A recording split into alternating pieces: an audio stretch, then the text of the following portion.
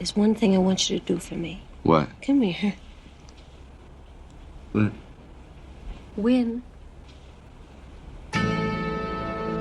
Win.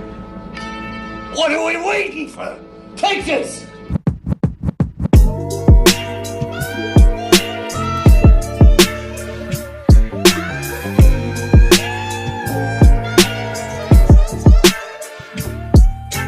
Hello and welcome to Big Dash Knows. Big Dash knows what?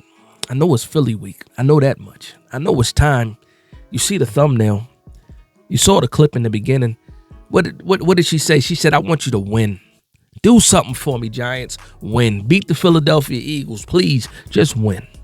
That's what I want from the Giants, man. I know that's what you want from the Giants. No matter how you feel about this team, when it comes to these rivalry weeks, you want your team to win. You want the Giants to win. That's why you're tuned in right now. You want to hear how the New York Giants, or if the New York Giants can win. This is not going to be one of those regular keys to victories, because I think we're all tired of that. We just want this team to go out there and beat the Philadelphia Eagles at the end of the day. At the end of the day, that's what it needs to be. And I think the energy and the temperature in the room is where it needs to be. I know we're dealing with injuries. I know we're dealing with Andrew Thomas not playing. He's out for the season. You know, Kayvon Thibodeau won't be playing again.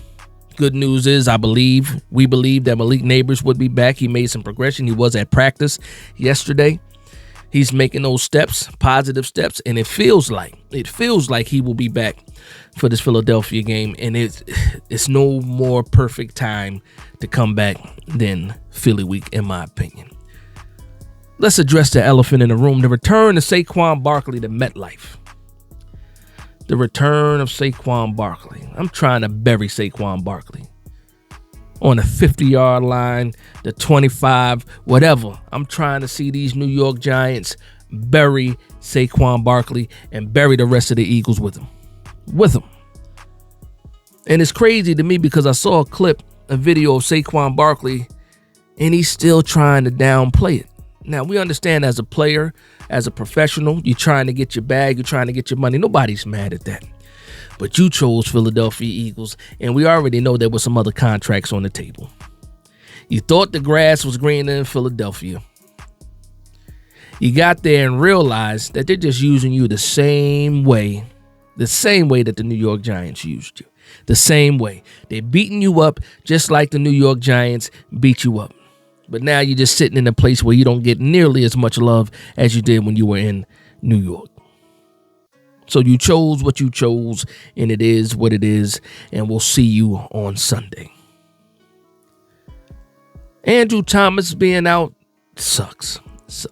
We still don't know exactly what the plan is going to be. Right now, it seems like Illuminor is going to stay on the right side. That was as of yesterday. Today is Thursday. Yesterday, Brian Dable was pretty much saying that it's going to be Azudu at left tackle. Do I like that situation? Do I like that decision? I really don't. What's the deal with Evan Neal? Can he get a chance at left tackle? And I don't even want to do that. I'm just saying, what are we waiting for? It was either going to be Illuminor or Andrew Thomas. Somebody was going to have to go down or miss some time. It just always happens as a New York Giants fan. Chris Collinsworth jinxed us last week on Sunday Night Football when he said, the Giants, it's the first time the Giants played together. They played all five. And guess what happened? The next day, we get the news that Andrew Thomas is out. The next day. So for me, I'm thinking about the situation. And I'm arguing with people on Twitter. Some people want Illuminor move to left tackle, but you're messing up the chemistry of that right side already. As is, that right side is set. It's not Illuminor's fault that we don't have a better backup tackle to put on the left side. That's Joe Shane's fault. If you want to say that's Brian Dable's fault, that's Brian Dable's fault too. But here's the thing. Carmen Brasillo has proven that he is a good offensive line coach, and he is getting some of the best work out of these guys. Why can't one of these guys that he's been coaching, whether it be Azudu, whether it be Evan Neal, or whoever else, I don't even know if there's anybody else really that they can step up, somebody on the practice squad. I don't want to depend on that though.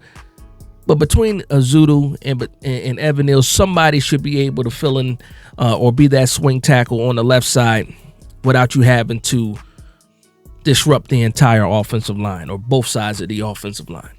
I think one of these guys should be able to step up, hopefully, Stick with the duo blocking scheme, and hopefully that works out. Chip with the tight ends if you have to. Is this going to be one of those games where you go 12 personnel? Most likely. You might need it this time around because you don't have Andrew Thomas. But I don't want them to disrupt this chemistry that's on the right side right now. And I did watch Talking Giants. I saw that Bobby Skinner was saying, like, you definitely got to move him and Justin, saying you got to move Illuminor to left tackle. Right now, I don't agree with that. It is what it is. Their opinions are their opinions. I respect everybody's opinion, but I just don't feel the same way. We'll see what happens, though. We will see what happens. But again, the return of Malik Neighbors in the perfect time. What Daniel Jones are we going to see? Are we going to see the solid Daniel Jones that we saw in 4 of the first 5 games? Are we going to see that Daniel Jones?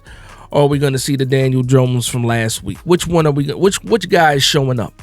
Which guy is showing up? When it comes to the play calling, are we going to get the aggressive play calling of Brian Dable from the Seahawks game? Or are we going to get Brian Dable from Cincinnati, where he called some good plays? Execution was the main thing, but you didn't stick to the run early. What are we getting from Brian Dable this week too? So there's a lot of cards out there. It's a lot of cards out there. We need to figure out what's going on. But despite all that, I still believe that the New York Giants got a chance to beat the Philadelphia Eagles. I don't think the Eagles are that good. And last week, they struggled with the Browns. They struggled with the Browns throughout the entire game. In the entire game. With the weapons back. They had Devontae back. They had AJ back. And they still struggled. Hurts still struggled.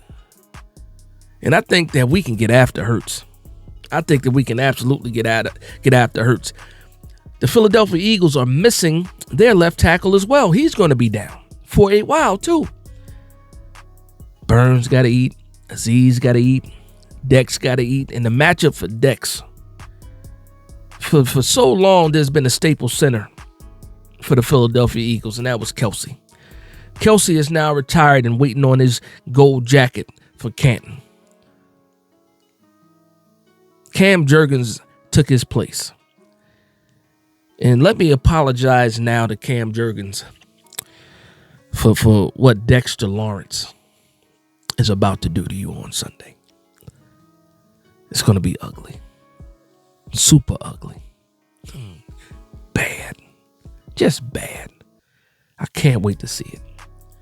And as long as we can get pressure on Hurts, as long as we can contain, because I'm not going to be disrespectful and just say stop Saquon Barkley. As long as we can contain Saquon Barkley, stop him from what he does the best, and that's getting to the outside and the big play. If we can contain Saquon Barkley, the New York Giants really do have a chance to beat the Philadelphia Eagles, and I can't wait to see that. I can't wait to see Nick Sirianni's face. I can't wait. I can't wait. And wouldn't it be the most Giants thing ever for the whole fan base to just be absolutely down on them after a poor performance from the offense to turn around and put a whooping on the Philadelphia Eagles, especially when it comes to the offense? That would be one of the most Giants things ever. And then what would the Giants do after that? Turn around and lose to Pittsburgh the following Monday night. But it is what it is. I don't want to get ahead of myself. We're talking about the Philadelphia Eagles, but that's just how I feel. That's just how I feel about the situation. I still think the New York Giants have a chance to beat the Philadelphia Eagles, and that's what I'm rooting for. No matter what, no matter how, like, people get on me, they talk about, oh, you know, you're not, I've been called not a real fan. It's funny to me. I laugh at that. Because shout out to my man, Coach Ray. He had a quote, and I'm going to steal the quote. Shout out to you, Ray. I'm a fan. I'm not a cheerleader. I am a fan, not a cheerleader. I will critique, and when I'm not happy, I will share that. I'm not just going to cheer when I don't like what's going on. I'm not a cheerleader. I'm a fan. And that's a big difference. A big difference of what's going on. But it is what it is. I don't want to dwell on that too much. But I do feel good about this game. I do like the return of Malik Neighbors. I do like Azeez Ojulari being on a contract year and being able to show up so he can get his bag, because that's what we're seeing right now. And I want to see Daniel Jones bounce back. And maybe it's just because I hate Philly so much, but even so, who cares? And you shouldn't care. And you should not care. Critique all you want, Monday to Saturday, but when it comes to game day, get in the car, ride, root for your team, and it is what it is. And I believe a lot of people do that despite how they feel Monday to Saturday. There's a time for critiquing, and there's a time for rooting for your team. And I believe at the end of the day, a lot of us are on that same page. That's just me. Maybe I'm just being too optimistic, but I really do believe that. I really do. But that's going to be the video, man. That's going to be the video. I got the live on Saturday. The pregame live is going to be Saturday, the Late Night Giants Talk. Please tune in for that. And then, of course, I go live right after the game for the post-game reaction. And let's hope for a victory. Let's hope for a victory. Again, it's the Philadelphia Eagles, my most hated team in the world.